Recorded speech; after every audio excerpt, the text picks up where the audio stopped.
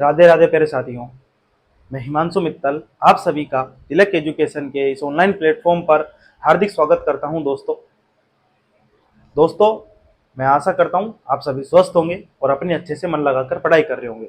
दोस्तों हमारी जो उत्सर्जन तंत्र की जो क्लास चल रही थी, जिसमें हमने काफ़ी कुछ कंप्लीट कर लिया है, और आज की जो क्लास है वो आपकी काफ़ी इंपॉर्टेंट क्लास होने वाली है, क्योंकि आज की क्लास में हम किडनी के कार्यों का नियमन और साथ में कुछ इंपॉर्टेंट पॉइंट्स हैं उनको आज की क्लास में डिस्कस करेंगे। इसलिए जो भी साथी चैनल पर नए हैं वो चैनल को सब्सक्राइब कर ले, ताकि आप लोगों को साइंस के ऐसे जो इम्पोर्टेंट वीडियो हैं वो देखने को मिलते रहें। साथियों ये जो साइंस की जो क्लास है सिर्फ रीट मेंस के लिए ही नहीं है। ये जो क्लास है वो आपके राजस्थान की जितनी भी एग्जाम्स है, पटवारी है, वीडियो है और लैब असिस्टेंट जो एग्जाम है, उन सारी एग्जामों के लिए ये क्लास आपके लिए रामबाण साबित होगी, ऐसा आप विश्वास मानकर चलिए। क्योंकि हमने एक एक चीज को, एक एक पॉइंट को बहुत अच्छे से डिस्कस किया है और कोशिश की है कोई भी पॉइंट आपका बचे ना और कोई भी क्वेश्चन आपका गलत ना हो। बाकी हम क्लास और थ्योरी खत्म होने के बाद हम चैप्टर से संबंधित जो भी इंपॉर्टेंट क्वेश्चन है, जो भी last year previous year question है, उन सब क्वेश्चनों को एक बार जरूर डिस्कस करेंगे, ताकि आप लोगों को बात समझ में आए कि हमने जो पढ़ा है वो कितना सही है और कितना गलत। इस चीज का भी हमें विश्वास होना जरूरी है, तो हम उस चीज को भी एक बार डिस्कस कर लेंगे। तो जो भी साथी साइंस क्लास ले रहे हैं उनसे मेरी रिक्वेस्ट है कि आप एक एक चीज को, एक एक पॉइंट को बहुत अच्छे से समझते हुए चलिए, ताकि आपका एक भी क्वेश्चन गलत ना हो और आपको कॉन्फिडेंस महसूस हो कि हमने जो पढ़ा है वो बहुत डीपली पढ़ा है और इससे बाहर क्वेश्चन नहीं जाएगा। तो साथियों आज की क्लास को हम डिस्कस करते हैं। तो डिस्कस करने से पहले मैं आपको बता देता हूं कि हमारे शरीर के अंदर जितनी भी चीजें होती हैं, चाहे वो वृद्धि हो, ठीक है, और चाहे जितने भी हमारे शरीर के अंदर गौण लैंगिक परिवर्तन हो, ठीक है, ये सारे जितने भी परिवर्तन है वो किसी ना किसी हार्मोन की वजह से होता है।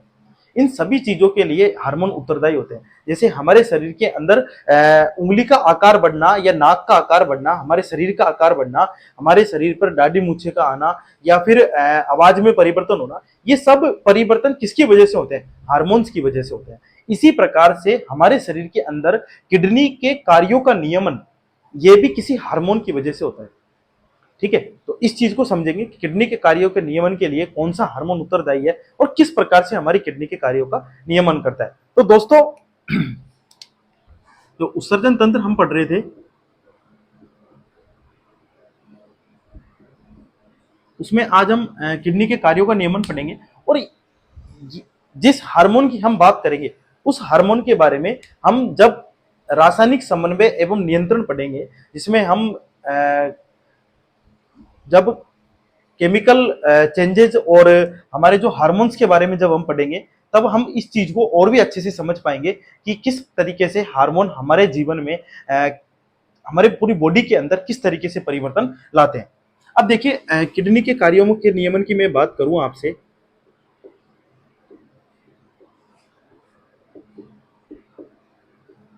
किडनी के कार्यों का नियमन।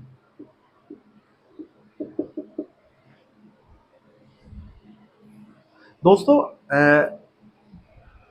जैसे हमें प्यास लगती है, ठीक है, तो प्यास लगना क्या है? प्यास जैसे ही हमें लगी तो हमारे बॉडी में पानी की क्या होगी? कमी होगी, ठीक है। जैसे ही हमारे बॉडी में पानी की कमी होगी तो ये जो पानी की कमी की जो सूचना है, ठीक है, इसको बोलेंगे हम संवेदी सूचना। ये संवेदी सूचना हमारे बॉडी के कंट्रोल नर्वस सिस्टम सीएनएस में जाएगी। किसमें जाएगी? Control nervous system.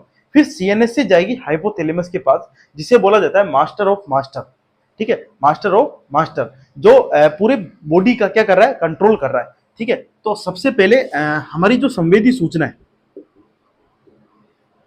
संवेदी सूचना, ये किसके पास जा रही है? सीएनएस के पास जा रही है, जिसे हम क्या बोलेंगे? Control nervous system. फिर इससे किस पे जा रही है? हाइपोथैलेमस के पास। ये चीज आपको जब हम हार्मोन्स के बारे में पढ़ेंगे, रासायनिक समन्वय एवं नियंत्रण चैप्टर पढ़ेंगे, तब आपको और भी बहुत अच्छे से ये चीजें समझ में आएगी, ठीक है। हाइपोथैलेमस के पास जाएगी, हाइपोथैलेमस सूचना को किसके पास भेजेगा? पीयूष ग्लैंड के पास, पीयूष ग्रंथि के पास, ठीक है। पीयूष ग्रंथि में दो भाग होते हैं, अग्रभाग और पश्य भाग। कौन सा? अग्रभाग और पश्य भाग। अग्रभाग अलग प्रकार के हार्मोन स्रावित करता है, पश्य भाग अलग प्रकार के हार्मोन स्रावित करता है। आज हम जिसके बारे में डिस्कस करने जा रहे हैं वो है पश्य भाग। ठीक है, तो पीयूष ग्रंथि का पश्य भाग एक हार्मोन स्रावित करता है, उस हार्मोन का नाम है वेसोप्रेसिन हार्मोन। Vasopressin hormone.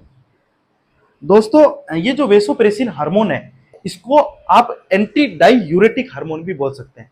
ठीक है, एंटी डाईयूरेटिक हार्मोन। इसका मतलब क्या है कि ये क्या करता है कि आपके शरीर के अंदर पानी के पुनः अवशोषण को क्या करता है? प्रेरित करता है। पानी के पुनः अवशोषण को क्या करता है? प्रेरित करता है। इसलिए इसका नाम क्या है? ADH hormone. ठीक है, इसे हम क्या बोल सकते हैं? ADH, anti diuretic hormone. Anti diuretic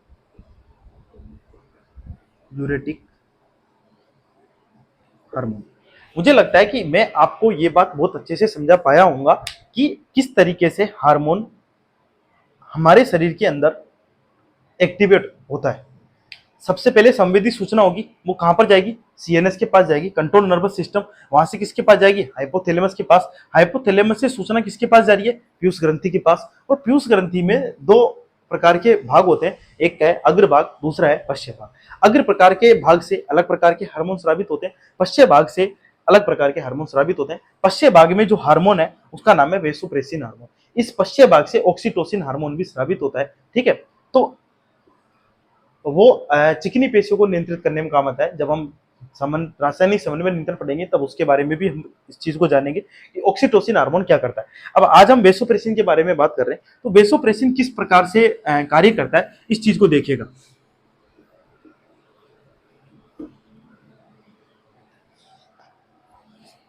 देखिए, हमारे शरीर में यदि हमें प्यास लग रही है, ठीक है, तो प्यास लगने से शरीर में क्या होगा?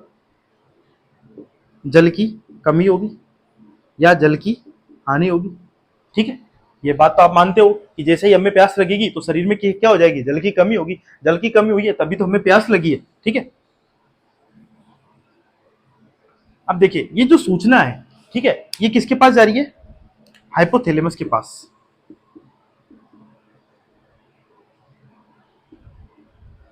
ठीक है, या इसको बोल सकते हैं आप ओस्मो रिसेप्टर्स।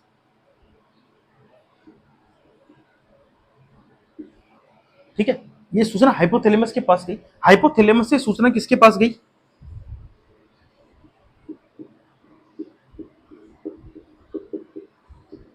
पीयूष ग्रंथि के पश्य भाग में। ठीक है, जैसे ही पश्य भाग के पास सूचना गई तो पीयूष ग्रंथि के पश्य भाग से क्या हार्मोन स्रावित हो जाएगा? वेसोप्रेसिन। ठीक है, तो वेसोप्रेसिन क्या हो गया? एक्टिव हो गया।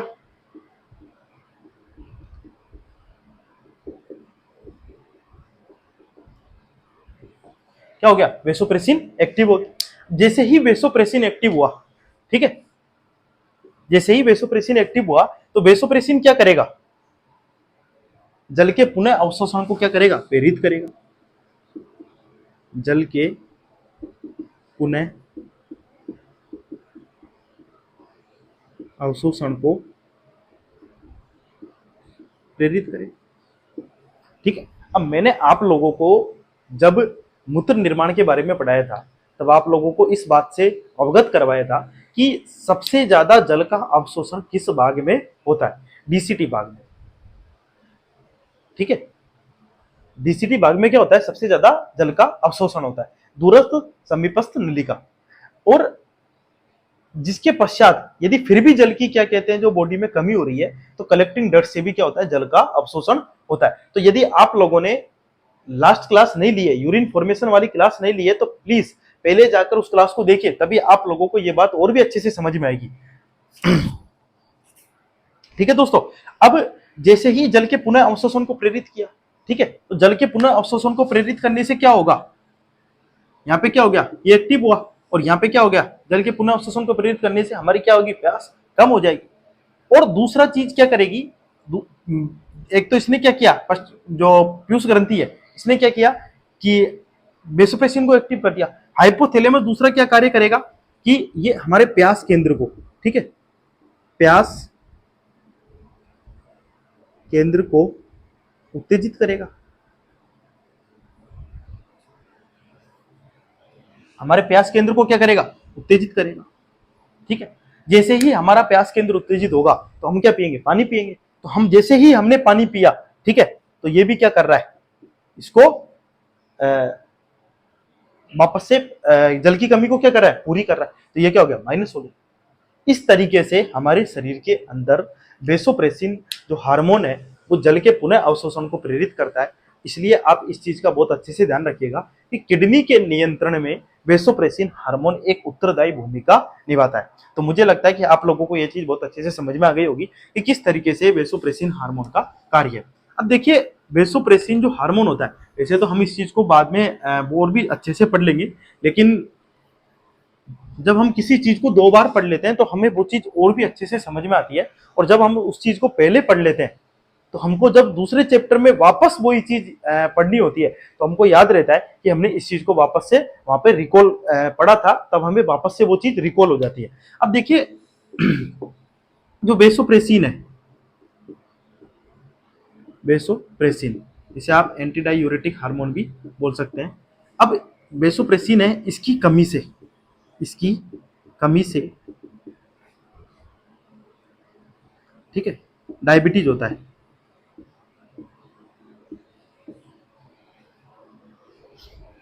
और डायबिटीज दो प्रकार के होते हैं, कौन कौन से, एक तो होता है मेलिटस, एक होता है इंसिपिडस। डायबिटीज कितने प्रकार के होते हैं, दो प्रकार के। अब आप लोगों को जब क्वेश्चन एग्जाम में पूछा जाता है तो क्वेश्चन इस तरीके से आता है कि डायबिटीज इंसिपिडस किस हार्मोन की कमी से होता है, डायबिटीज मेलिटस किस हार्मोन की कमी से होता है। जब हमें डायबिटीज आ जाता है ना, डायबिटीज, ठीक है, तो हम सीधा इंसुलिन के पास चल जाते हैं। और इंसुलिन की कमी से कौन सा होता है, मेलिटस, इंसुलिन, ठीक है, इंसुलिन की कमी से कौन सा होता है, मेलिटस होता है। और इंसिपिडस ये किसकी कमी से होता है, वेसोप्रेसिन की कमी से। तो इस चीज को बहुत अच्छे से अपने दिमाग में बिठा के रख लीजिए कि डायबिटीज के बारे में यदि क्वेश्चन पूछा जा रहा है तो डायबिटीज का यदि आप लोगों को नाम दिया है कि डायबिटीज इंसिपिडस के बारे में बताइए, या फिर पूछा जा रहा है कि डायबिटीज मेलिटस के बारे में बताइए, तब आप लोगों को यदि मेलिटस के बारे में पूछा तो इंसुलिन पे टिक लगाना है, और यदि इंसिपिडस के बारे में पूछा है तो वेसोप्रेसिन हार्मोन पर टिक करना है, या फिर एडीएच हार्मोन पर क्या करना है, टिक करना है। तो ये चीज बिल्कुल अच्छे से अपने दिमाग में और अपने जहन में बिठा लीजिए कि डायबिटीज के यदि बारे में चीज पूछी जा रही है तो आपको किस ऑप्शन पे जाकर टिक करना है। ये दोनों चीजें मुझे लगता है आप लोगों को अच्छे से समझ में आ गई होगी दोस्तों। अब हम मूत्र का निर्माण कर चुके थे, यूरिन का फॉर्मेशन कर चुके, तो यूरिन के बारे में कुछ बातें हैं जो आप लोगों को जानना बहुत आवश्यक है कि यूरिन का किस प्रकार से क्या क्या चीजें होती हैं, वो चीज एक बार जान लीजिए, ठीक है।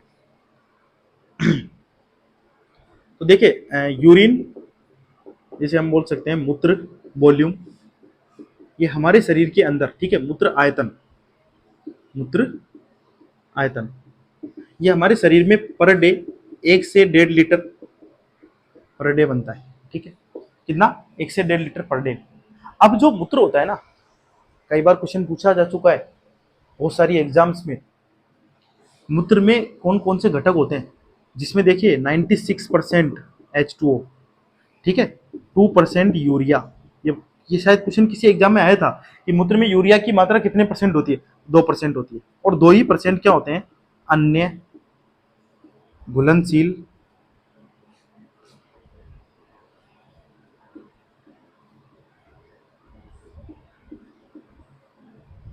अन्य घुलनशील पदार्थ, जो क्या होते हैं, 2% अन्य घुलनशील पदार्थ होते हैं। अब मूत्र की पीएच के बारे में भी आप लोगों को पता होना चाहिए कि मूत्र की पीएच कितनी होती है, 6.0, ठीक है। अब यदि 6 है तो क्या होगा, अम्लीय होगा। और अम्लीय क्यों होगा, अधिक H+ आयन की वजह से। क्योंकि जब मैंने आप लोगों को पढ़ाया था ट्यूबुलर सिक्रेशन, तब याद कीजिए अत्यधिक मात्रा में बनने वाले H+, जिसको हमने बाहर निकाला था पेरीट्यूबुलर केशिकाओं के माध्यम से, ठीक है, कैपिलरीज के माध्यम से हमने उन्हें बाहर निकाला था। तब मैंने बताया था कि यदि मात्रा ज्यादा है तो वो क्या होगा, बाहर होगा। इसलिए अत्यधिक H+ के कारण क्या होता है, इसकी पीएच कितनी होती है, 6.0, जो क्या है, अम्लीय है। इसलिए हमारा मूत्र कैसा होता है, अम्लीय होता है। कैसा होता है, अम्लीय। ठीक है। और 96% क्या है, वाटर है, 2% क्या है, यूरिया है, और 2% क्या है, अन्य घुलनशील पदार्थ। हमारे जो यूरिन है उसके अंदर अन्य घुलनशील पदार्थ की मात्रा कितनी होती है, 2% होती है। अब देखिए हमारा जो मूत्र है, ठीक है, इसका पीला रंग कई बार जब हमारे जब हम पानी की मात्रा कम पीते हैं तब हमारे शरीर बॉडी से जो मूत्र होता है, जो यूरिन होता है, वो कई बार येलो कलर का आता है। ठीक है, वो किसकी वजह से होता है, यूरिक्रोम की वजह से। यूरोक्रोम, यूरोक्रोम के कारण। ठीक है, मूत्र का पीला रंग होता है, वो क्या होता है कि यूरोक्रोम। ठीक है, अब ये यूरोक्रोम के कारण मूत्र का पीला रंग होता है। ये कैसे होता है कि जब हमारा लीवर होता है ना, उसमें अत्यधिक मात्रा में यदि हीमोग्लोबिन टूट रहा है तो क्या होगा, यूरोक्रोम बनेगा, और उसी के कारण मूत्र का रंग कैसा होगा, पीला होगा। गंध किसकी वजह से आती है, यूरिनोड की वजह से। यूरिनोड के कारण या फिर अमोनिया के कारण। आपको दोनों ऑप्शन आए, यूरिनोड आए तो यूरिनोड पे टिक करना है, और अमोनिया के कारण आए तो अमोनिया के कारण आपको क्या करना है, टिक करना है। लेकिन ध्यान रखिएगा, यूरिनोड एनसीईआरटी के अंदर दिया हुआ है, इसलिए इस चीज को भी ध्यान रखिए कि यूरिनोड के कारण भी क्या होती है, गंध आती है। तो ये सारी चीजें जो किससे संबंधित है, यूरिन से। यूरिन से जो संबंधित इंपॉर्टेंट पॉइंट्स हैं, ठीक है, वो आप लोगों को ध्यान रखने हैं, जो हम लास्ट क्लास में डिस्कस नहीं कर पाए थे। तो ये सारे पॉइंट्स हैं जो आप लोगों को बहुत अच्छे से ध्यान रखने हैं, क्योंकि इससे भी कहीं ना कहीं क्वेश्चन पूछा जा सकता है कि मूत्र का पीला रंग है, वही पूछ ले जाए किसके कारण होता है, यूरोक्रोम के कारण होता है, गंध किसके कारण आती है, या फिर मूत्र की पीएच का मान बताइए। तो ये सारी चीजें छोटे छोटे क्वेश्चन है, वो कई बार हमारी एग्जाम में पूछ ले जाते हैं। फिर हमें लगता है कि हम तो सब कुछ पढ़ के आए थे, और वही क्वेश्चन हमारा क्या हो जाता है, गलत हो जाता है। इसलिए इन छोटे छोटे पॉइंट्स को भी हमें छोड़ना नहीं है। मैंने आप लोगों को ये प्रॉमिस पहले ही कर दिया था कि एक भी चीज और एक भी पॉइंट मैं आप लोगों के लिए छोड़ूंगा नहीं, कि एग्जामिनर मजबूर हो जाए कि जब आपका पेपर आए तब आप एक भी क्वेश्चन, सिंगल क्वेश्चन गलत ना करो, और जो भी क्वेश्चन आप लोगों के एग्जाम में आए वो आपका क्या हो, सही हो। इन चीजों का ध्यान रखिएगा। अब देखिए कुछ उत्सर्जी अंग हैं। जब मैंने फर्स्ट क्लास आपसे डिस्कस की थी तब मैंने आप लोगों को बताया था कि हमारे शरीर के अंदर किडनी ही उत्सर्जी अंग नहीं है। हमारे शरीर के अंदर और भी कुछ उत्सर्जी अंग है जो क्या करते हैं, उत्सर्जन का मतलब क्या है, निकालना। उत्सर्जन का मतलब क्या है, निकालना। ठीक है, तो अन्य उत्सर्जी अंग कौन कौन से हो सकते हैं, अन्य उत्सर्जी अंग। अब देखिए अन्य उत्सर्जी अंग में मैं सबसे पहले बात करूं तो एक तो लीवर हमारा अन्य उत्सर्जी अंगों में आ जाएगा। ठीक है, एक हमारा लंग्स अन्य उत्सर्जी अंगों, क्योंकि ये भी तो निकालने का काम करते हैं ना। एक हमारी क्या जाएगी, स्किन। ठीक है, लीवर के माध्यम से देखिए बिलीरुबिन स्रावित होता है, बिलीरुबिन है, बिलीवर्डिन है। ठीक है, बाइल पिगमेंट्स जिसको आप बोल सकते हैं, यदि मैं इन दोनों को हटाकर एक ही वर्ड में लिखना चाहूं तो उसको हम लिख सकते हैं बाइल पिगमेंट्स। Bile pigments. ठीक है, और इसके माध्यम से और क्या क्या स्रावित होता है, देखिए ड्रग्स का ये क्या करता है, ड्रग्स को बाहर निकालने का काम करता है। ठीक है, ये सारी चीजें। लंग्स के माध्यम से CO2, हमारे जो बॉडी है उसकी क्या होती है, CO2 ये क्या होती है, बाहर निकलती है। स्किन के माध्यम से देखिए, स्किन में दो प्रकार की ग्लैंड होती है।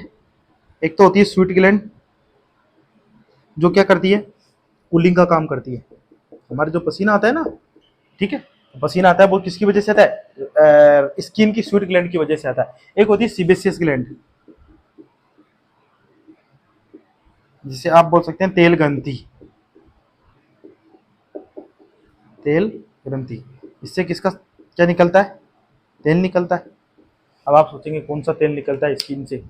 अरे भाई हमारे स्किन से जो बहुत सारे ऐसे शुद्ध पदार्थ हैं वो स्किन के माध्यम से, इसमें क्या होते हैं, छिद्र होते हैं, वो किससे निकलते हैं, सीबेसियस ग्लैंड से निकलते हैं। और स्वीट ग्लैंड से कूलिंग सिस्टम होता है, हमारे शरीर का तापमान है उसको नियंत्रण करने का भी तो काम करना है ना। ऐसा थोड़ा ना कि आप आपके पसीने नहीं आएंगे तो आपकी बॉडी क्या हो जाएगी, और भी ज्यादा गर्म हो जाएगी। तो इसलिए कूलिंग करने का काम कौन सी ग्लैंड करती है, स्वीट ग्लैंड करती है।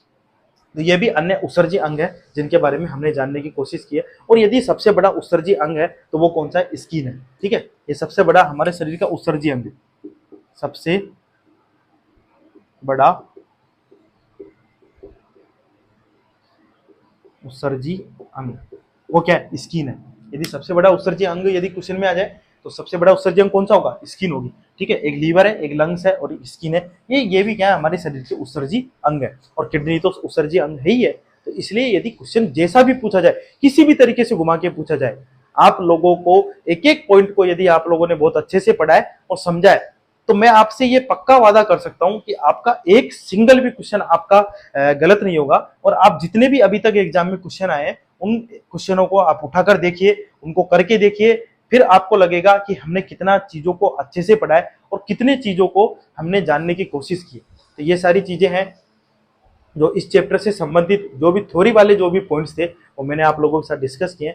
अब ऐसा मुझे नहीं लगता कि कोई भी पॉइंट्स आप लोगों के लिए बच रहा है। बाकी यदि मुझे लगेगा कि कोई भी चीज है, यदि कोई पॉइंट्स है जो अलग से कुछ उठाकर एग्जाम में पूछा गया है, तो हम उसके बारे में भी जानने की कोशिश कर लेंगे। बाकी मैंने जितना मुझे आइडिया था, हर एक चीज को मैंने आप लोगों को बताने की कोशिश की है। एक भी क्वेश्चन आपका हमने जो पढ़ा है उससे बाहर ना जाए।